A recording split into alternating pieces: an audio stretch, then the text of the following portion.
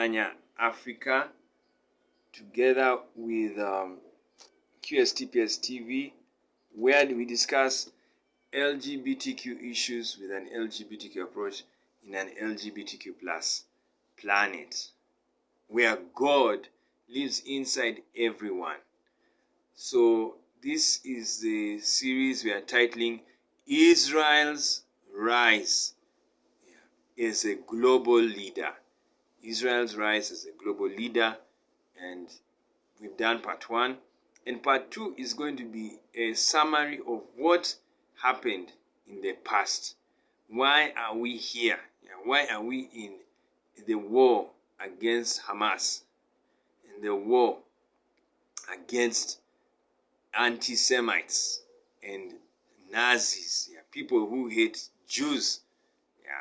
So this is going to be the history. Now, of all the nations in the world, Israel is the greatest nation because of their story. Now people are like, how did you know that? We know that because we've read the stories of many nations. And the most elaborate one is the Israeli story. This is because it is full of magic, that they were a people who met a God. And that God was working with them, and he sent angels to them. And they went through very tough events, even slavery. In Africa, they were enslaved. The very Israelis you see. And then, after being enslaved, they came back home. They went to Israel, got the land, went to war against those nations, and took the land that was their land. It was promised to them by God. And that's how Israel got to be there. And they built a city called Jerusalem, or Jerusalem in English. And once they did that, they lived there and had a kingdom. They ruled, and the kingdom was divided. And when it was divided, that's when they had wars, and they were taken into captivity, as you've heard that word being used right now. And so then they returned home when the Iraqis and Iranians told them to go back home. Iran, the current Iran, took them to captivity together with Iraq. And so now, when the time of their captivity ended, they went back home. And now, in coming back home, they set up their kingdom again. They built another temple, and their life went on. And when the Romans, the Greeks came, they conquered them. The Israelis defeated the Greeks, and then the Romans came, and the Jews fought the Romans, and they couldn't defeat them. So what happened? The temple was destroyed. And these words, the prophecy was given by Jesus Christ. The greatest human being in the world is Jesus Christ, Yeshua HaMashiach Nazarene. So, and his story is well documented in the Bible and a bit in Josephus. Now, when the Romans destroyed the temple, as Jesus said it would happen, that was the beginning of Israel's disintegration. So many Israelis left Israel that time, and the ones who remained, they remained under Roman rule. Now, with the Romans, they still wanted them out, and they did the Bar Kokhba revolt. It didn't work. So, and then later on, the Romans banished Jews from their own home. And you are seeing a trend. Without the temple, without the temple, you affect Jewish life. Because the Jewish life was around the temple. They were a religious people. And they believed in God, and God was and is with them. So they now, with no temple, there's no psyche to fight. And so they left Israel. And from that time, they left Israel. Remember, there was no Islam. Islam is very new. It just came in 600 AD. Bar Kokhba happened 135 AD. no Islam, only Christianity was there.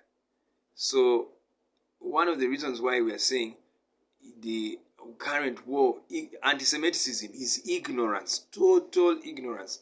Nazism, total ignorance of the truth of who Israelis are. Yeah, and you should count yourself lucky when you have a Bible that tells you about Israel. Now, the Israelis being gone and few Jews remaining in Israel, the Christians ruled. Yeah, and when they ruled, then the Muslims came, yeah, and defeated the Christians and took Jerusalem. Then they ruled Jerusalem, and then Christians came again in 1000 AD, defeated the Muslims, and then took Israel and Jerusalem again. Then the Muslims came back again and defeated the Christians, and then they ruled. Then you have the Ottoman Empire that came. It was a different type of Muslim. He came and then took Israel and Jerusalem again and ruled for almost 800 years. But they were not doing anything in the land of Israel. Yeah, so that's the land just was quiet. It was desolate. Nothing. Until the Ottoman Empire collapsed and Britain and France divided the land amongst themselves. France took Lebanon and Britain took Israel. And they called it a wrong name.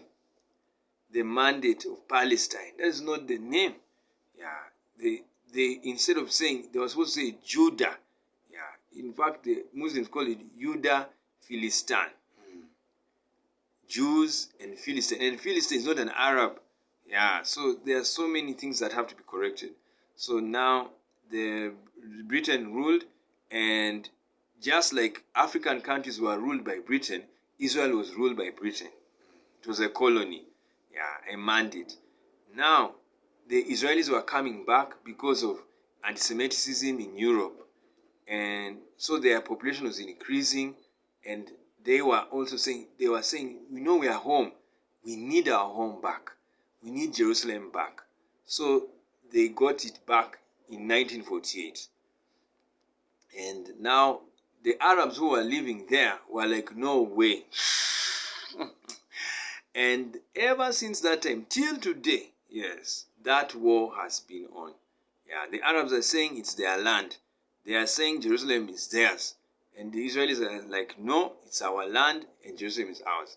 Now, as we end this part, whom do you think the land belongs to? It's Israel. Even if they defeated nations long time ago, which is thousands of years, they defeated them, yeah, and took the land which God gave them. It's still their land because they still are alive. Now, Hamas is saying it's Al-Aqsa flood, but the Muslims have Mecca. There is no Israeli going to Mecca to destroy it. There is no Israeli who wants Mecca. Yeah. So why do they want Mecca and Jerusalem? Yeah. Have Mecca. Yeah. And leave Jerusalem to the Jew. Even the name Yerushalem is Jewish. Yeah. So we'll talk about that in the next video. Otherwise, that's the history, yeah, you're getting. And now we're going to talk about the present. This video is about the past. Now we're going to talk about the present.